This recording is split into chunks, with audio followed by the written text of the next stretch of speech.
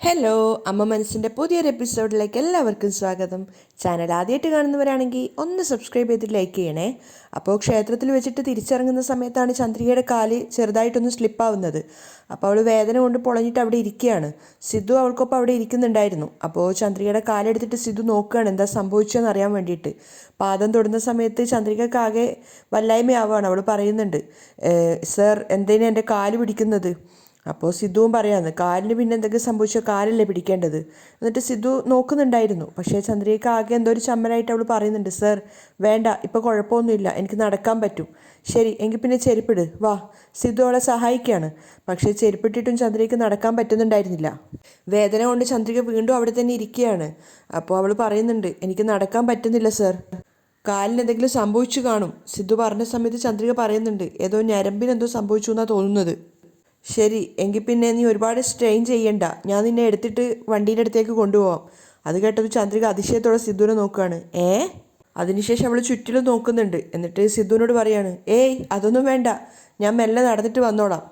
അപ്പോൾ സിദ്ധാർത്ഥ സീരിയസ് ആയിട്ടാണ് സംസാരിക്കുന്നത്. ചന്ദ്രിക, ഈ വേദനയോടെ നീ നടന്നു വന്നു കഴിഞ്ഞാൽ ഉള്ളിൽ എന്തെങ്കിലും സംഭവിച്ചിട്ടുണ്ടെങ്കിൽ അത് കുറച്ചുകൂടി ആപത്തായിരിക്കും. ഞാൻ നിന്നെ എടുത്തിട്ട് പോവാം. അപ്പോൾ ചന്ദ്രിക പറയുന്നുണ്ട്, അയ്യോ വേണ്ട സർ, ഞാൻ അവിടെ വരെ നടന്നോളാം. ശരി എന്നാൽ പിന്നെ എഴുന്നേക്ക്. സിദ്ധു പറഞ്ഞപ്പോൾ ചന്ദ്രിക എഴുന്നേറ്റിട്ട് നടക്കാൻ ശ്രമിക്കുന്നുണ്ട്. പക്ഷെ അവൾക്ക് വേദന കൊണ്ട് ഒട്ടും തന്നെ നടക്കാൻ പറ്റുന്നുണ്ടായിരുന്നില്ല.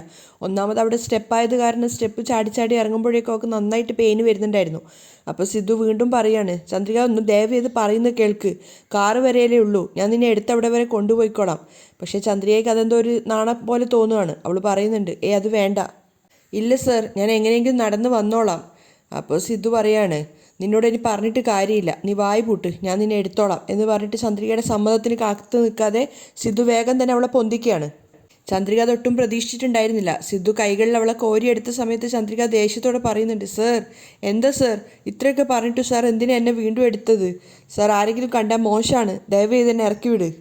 വായി പൂട്ടി അനങ്ങാതെ കിടന്നോ. സിദ്ധു പറയുന്നുണ്ട്, അയ്യോ ആരെങ്കിലും കാണും സർ, ക്ഷേത്രത്തിൽ വെച്ച് ഇങ്ങനെയൊന്നും ചെയ്യാൻ പാടില്ല, എല്ലാവരും തെറ്റിദ്ധരിക്കും. അപ്പോൾ സിദ്ധു അവളോട് പറയുന്നുണ്ട്, നോക്ക്, നിന്റെ കാലിന് ഒരു മുറിവ് സംഭവിച്ചിട്ടുണ്ട്, അതുകൊണ്ടാണ് ഞാൻ നിന്നെ എടുത്തത്.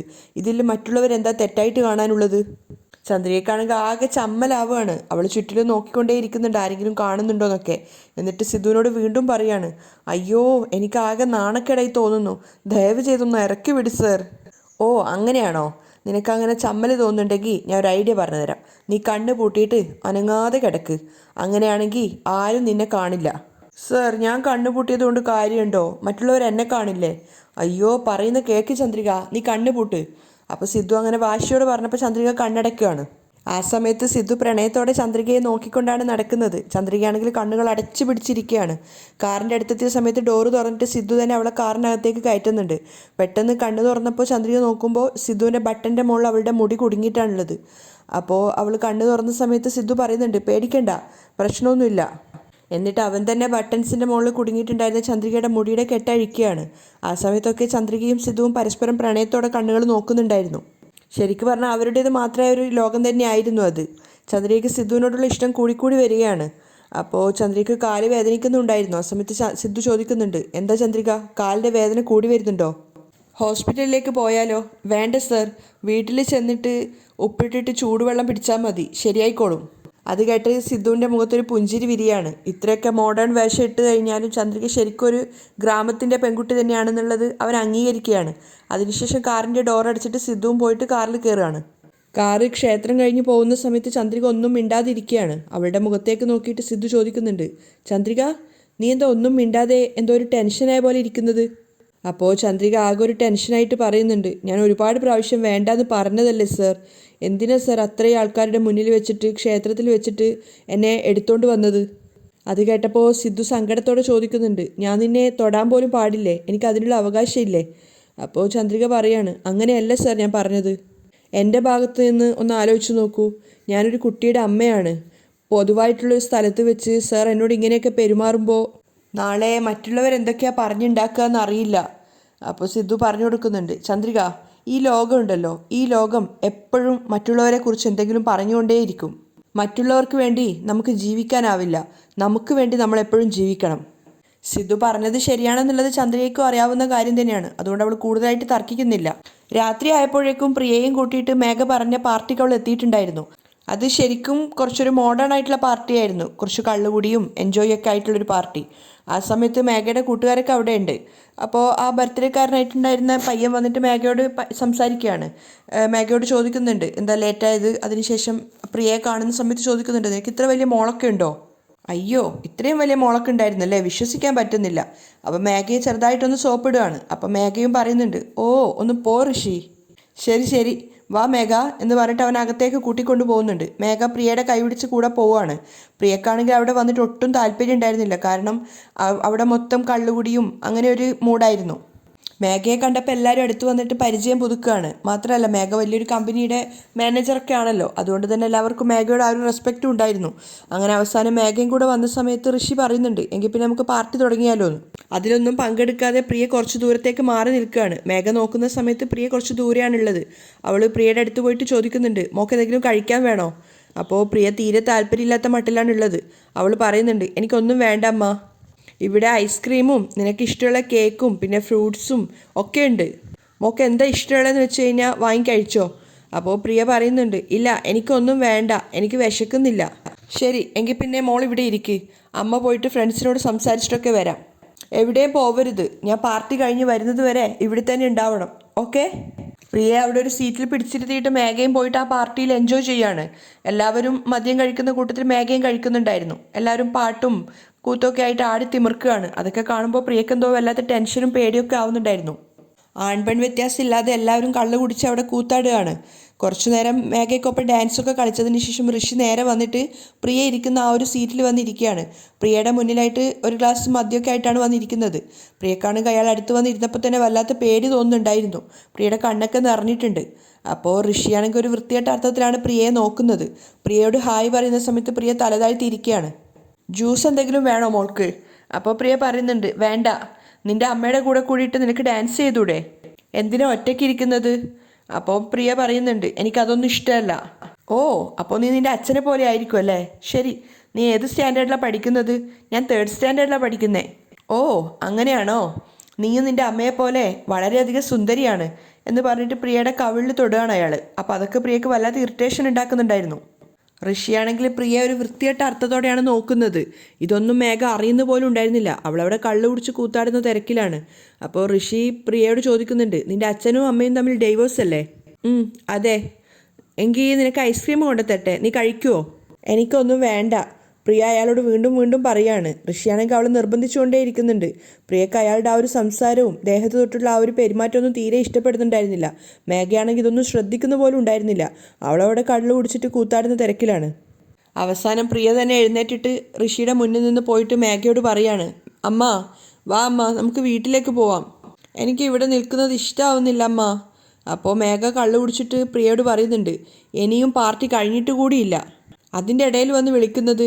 നീ ഇവിടെയൊന്നും വരാൻ തന്നെ പാടില്ല, നീ പോയിട്ട് ഞാൻ പറഞ്ഞെടുത്തിരിക്ക് പോ. അപ്പോൾ പ്രിയ അമ്മയോട് പറയുന്നുണ്ട് അമ്മ എനിക്ക് പേടിയാവുന്നമ്മ. വാ അമ്മ എൻ്റെ കൂടെ. പ്രിയ വിഷമത്തോടെയാണ് പറയുന്നത്. അപ്പോൾ മേഘ ദേഷ്യത്തോടെ പറയുന്നുണ്ട് ഓ പ്രിയ ഞാൻ ബിസിയാണ്, ഒരു പാർട്ടി എൻജോയ് ചെയ്യാൻ വരെ വിടില്ല, വെറുതെ വന്നിട്ട് ഇങ്ങനെ ഓരോന്ന് ചോദിച്ചുകൊണ്ടേയിരിക്കും. പറഞ്ഞതുപോലെ ആദ്യം പോയി ഇരുന്നിടത്ത് തന്നെ ഇരിക്കുക, പാർട്ടി കഴിയുന്നത് വരെ എന്നെ ഡിസ്റ്റർബ് ചെയ്യാൻ വരരുത്. പക്ഷേ പ്രിയ അങ്ങോട്ടേക്ക് പോവാതെ പേടിയോടെ തന്നെ മേഘയുടെ അടുത്ത് തന്നെ നിൽക്കുകയാണ്. അപ്പോൾ മേഘ തിരിഞ്ഞു നോക്കിയിട്ട് പ്രിയയെ കാണുമ്പോൾ വീണ്ടും ദേഷ്യത്തോടെ പറയുന്നുണ്ട് ഓ നിന്നോട് ഞാൻ പറഞ്ഞില്ല അവിടെ പോയി ഇരിക്കാൻ, പിന്നെ എന്തിനാ ഇവിടെ തന്നെ നിൽക്കുന്നത്. എനിക്ക് അവിടെ ഇരിക്കുന്നത് ഇഷ്ടമല്ല അമ്മ. ശരി എങ്കിൽ പിന്നെ പോയി കാറിലിരിക്കേ എന്ന് പറഞ്ഞിട്ട് ചാവി എടുത്തിട്ട് പ്രിയക്ക് കൊടുക്കുകയാണ്. ഇന്നാ പോയി കാറിലിരുന്നോ, ഞാൻ വരാം. അപ്പോൾ പ്രിയ വേഗം തന്നെ മേഘയുടെ ഫോണും കൂടെ എടുത്തിട്ടാണ് അവിടുന്ന് പോകുന്നത്. അതൊന്നും മേഘ ശ്രദ്ധിച്ചിട്ട് പോലും ഉണ്ടായിരുന്നില്ല. മേഘ അവിടെ എൻജോയ് ചെയ്യുന്ന തിരക്കിലാണ്. പ്രിയ വേഗം തന്നെ പോയിട്ട് മനീഷിനെയാണ് വിളിക്കുന്നത്. ഹലോ മേഘ, ഞാൻ പ്രിയയാണ് സംസാരിക്കുന്ന അച്ഛാ. ആണോ മോളാണോ, എന്താ മോളെ അവിടെ ഒരു പ്രശ്നം പോലെ, മോളുടെ ശബ്ദമൊക്കെ എന്താ ഇടറിയിരിക്കുന്നത്. പ്രിയ അവിടെ സംഭവിച്ച കാര്യങ്ങളൊക്കെ മനീഷിന് പറഞ്ഞു കൊടുക്കുകയാണ്. ഋഷി വന്നിട്ട് മോശമായ രീതിയിൽ പെരുമാറിയതും അത് കഴിഞ്ഞ് അമ്മയുടെ അടുത്ത് പോയിട്ട് തിരിച്ചു പോവാന്ന് പറഞ്ഞ സമയത്ത് മേഘ അതിന് കൂട്ടാക്കാതെ നിൽക്കുന്നതും ഒക്കെ മനീഷിനോട് പറയാണ്. അമ്മയെ വിളിച്ച സമയത്ത് അമ്മ പാർട്ടി കഴിയാതെ വരില്ല എന്ന് പറഞ്ഞതൊക്കെ സങ്കടത്തോടെയാണ് പ്രിയ പറയുന്നത്. അത് കേട്ടത് മനീഷിന് ദേഷ്യം വന്നിട്ടുണ്ടായിരുന്നു. ഇപ്പം അമ്മ എവിടെയുള്ളത്. അമ്മ ഡാൻസ് കളിക്കുന്ന തിരക്കിലാ. അപ്പോൾ മനീഷ് ദേഷ്യത്തോടെ ചിന്തിക്കുന്നുണ്ട്. കുട്ടി ആകെ കൂടെ ടെൻഷനിലാണ് നിൽക്കുന്നത്. അപ്പോൾ അവൾ ഡാൻസ് കളിക്കുന്ന തിരക്കിലാ. അച്ഛാ എനിക്ക് പേടിയാവുന്നു, എത്രയും പെട്ടെന്ന് വാ അച്ഛാ. അപ്പോൾ മനീഷ് പറയുന്നുണ്ട്, മോള് പേടിക്കേണ്ട, അവിടെ അനങ്ങാതെ നിൽക്ക്, അച്ഛൻ എത്രയും പെട്ടെന്ന് വന്നോളാം, ഓക്കെ? ശരി അച്ഛാ. പ്രിയ മേഘയുടെ ഫോൺ തിരിച്ച് അവിടെ തന്നെ കൊണ്ടുവച്ചിട്ട് അവളുടെ കാറിൽ വന്നിട്ട് ബാക്ക് സീറ്റിലായിട്ട് ഇരിക്കുകയാണ്. മനീഷാണെങ്കിൽ വളരെയധികം സ്പീഡോടുകൂടെ വണ്ടി ഓടിച്ചിട്ട് അങ്ങോട്ടേക്ക് വരുന്നുണ്ടായിരുന്നു. പ്രിയ പോകുന്നതും വരുന്നതും ഒന്നും മേഘ ശ്രദ്ധിക്കുന്ന പോലും ഉണ്ടായിരുന്നില്ല. അവൾ വീണ്ടും വീണ്ടും കള്ളുപിടിച്ചുകൊണ്ടേ ഇരിക്കുകയാണ്.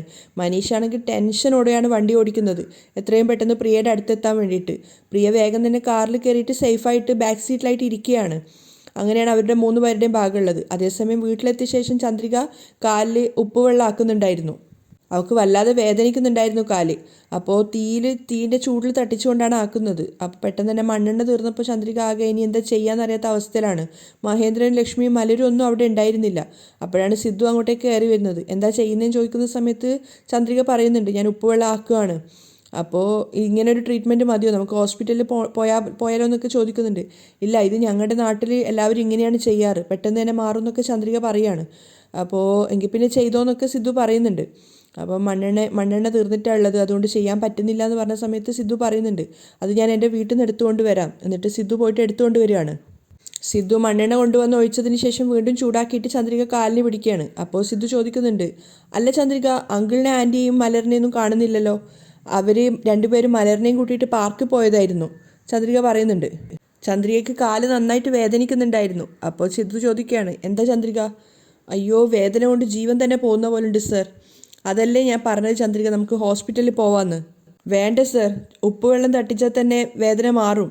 ശരി, എങ്കിൽ ഇങ്ങോട്ട് എത്താം, ഞാൻ വെക്കാം. ഏയ്, അതൊന്നും വേണ്ട സർ. ചന്ദ്രിക സിദ്ധുവിനെ ചെയ്യാൻ അനുവദിക്കുന്നില്ല. പക്ഷേ അവൻ തന്നെ ചന്ദ്രികയുടെ കയ്യിൽ നിന്ന് വാങ്ങിയിട്ട് ദേഷ്യത്തോടെ പറയുന്നുണ്ട്, ഞാൻ ചെയ്തോളാം, പറഞ്ഞാലും കേൾക്കില്ല എന്ന് പറഞ്ഞിട്ട് സിദ്ധു തന്നെ ചെയ്തു കൊടുക്കുകയാണ്. അപ്പോൾ സിദ്ധു ചെയ്യുന്ന സമയത്ത് ചന്ദ്രികയ്ക്ക് ഒന്നുകൂടെ വേദനിക്കുന്നുണ്ടായിരുന്നു. പിന്നീട് അവൻ വേദനിപ്പിക്കാത്ത രീതിയിൽ പയ്യെ ചെയ്തുകൊണ്ടിരിക്കുകയാണ്. പെട്ടെന്ന് കാലിന് ചൂട് തട്ടിയപ്പോൾ ചന്ദ്രിക അറിയാതെ അവൻ്റെ കൈ കയറി പിടിച്ചു പോകുന്നുണ്ട്. പെട്ടെന്ന് ചന്ദ്രിക കൈ കയറി പിടിച്ചപ്പോൾ സിദ്ധുവിനും ചന്ദ്രികയോട് വല്ലാത്തൊരു സ്നേഹം തോന്നുകയാണ്. അവർ രണ്ടുപേരും പരസ്പരം കണ്ണുകൾ നോക്കി നിൽക്കുന്നുണ്ടായിരുന്നു. കുറച്ചു നേരം കൂടി ചന്ദ്രികയുടെ വേദന കുറയാൻ വേണ്ടി സിദ്ധു മെല്ലെ മെല്ലെ പിടിച്ചു കൊടുക്കുകയാണ്. അവസാനം ആ വേദന കൊണ്ട് തന്നെ ചന്ദ്രിക അവിടെ ഇരുന്ന് മയങ്ങിപ്പോയിട്ടുണ്ടായിരുന്നു. സിദ്ധു അവളെ പ്രണയത്തോടെ നോക്കിയിട്ട് അവിടുന്ന് എഴുന്നേറ്റ് പുറത്തേക്ക് വരികയാണ്. ആ സമയത്ത് ഋഷി ചുറ്റിലും നോക്കിക്കൊണ്ട് പ്രിയ ഇരുന്ന കാറിൻ്റെ ബാക്ക് സീറ്റിലായിട്ട് വന്നിട്ടിരിക്കുകയാണ്. പ്രിയക്കാണെങ്കിൽ ഋഷിയെ കണ്ടപ്പോൾ തന്നെ പേടിയാവുന്നുണ്ടായിരുന്നു. ഋഷി ഒരു കൗശല ചിരിയോടെയൊക്കെയാണ് വരുന്നത്. എന്നിട്ട് പ്രിയയോട് ചോദിക്കുന്നുണ്ട്, എന്താ പ്രിയ, നിനക്കവിടെ ഇരിക്കുന്ന ഇഷ്ടപ്പെട്ടില്ലേ? പ്രിയയുടെ കണ്ണൊക്കെ നിറഞ്ഞിട്ടുണ്ടായിരുന്നു. ആരും സഹായത്തിനില്ലാത്തൊരവസ്ഥയിലാണ് ആ കുട്ടി ഉണ്ടായിരുന്നത്. അപ്പോൾ ആ കാറിനകത്ത് ഇപ്പോൾ ഋഷിയും പ്രിയയും മാത്രമേ ഉള്ളൂ. അപ്പോൾ ഋഷി വൃത്തികേടായ രീതിയിലാണ് പ്രിയയോട് സംസാരിക്കുന്നത്. ഈ ഡ്രസ്സിൽ നിന്നെ കാണാൻ നല്ല ഭംഗിയുണ്ട്. എന്നിട്ട് തൻ്റെ കയ്യിലിരുന്ന ഡയറി മിൽക്ക് പ്രിയക്ക് നേരെ നീട്ടിയിട്ട് ഋഷി പറയുന്നുണ്ട്, ഇങ്ങോട്ട് നോക്ക്, നിനക്ക് വേണ്ടി എന്തൊക്കെയാണ് ഞാൻ എടുത്തുകൊണ്ട് വന്നേന്ന്. എനിക്ക് വേണ്ട, പ്രിയ പറയുന്നുണ്ട്. എന്താ പ്രിയ, ഇത് കഴിക്ക്, ഇന്നാ. അവൻ തന്നെ അത് കവറ് പൊട്ടിച്ചിട്ട് പ്രിയയുടെ നേരെ നീട്ടുകയാണ്. പ്രിയയുടെ കണ്ണുകളൊക്കെ നിറഞ്ഞിട്ട് അവനെ ദയനീയമായിട്ട് നോക്കുന്നുണ്ട്. ആ സമയത്ത് മനീഷാണെങ്കിൽ വളരെയധികം സ്പീഡോടെ കാർ എടുത്ത് വരുന്നുണ്ട്. ഇതൊന്നും ശ്രദ്ധിക്കാതെ കള്ളു കുടിച്ചിട്ട് അവിടെ ഡാൻസ് കളിക്കുന്ന തിരക്കിലാണ് മേഘ. അവിടെയാണ് ഇന്നത്തെ എപ്പിസോഡ് വൈൻഡപ്പ് ചെയ്യുന്നത്.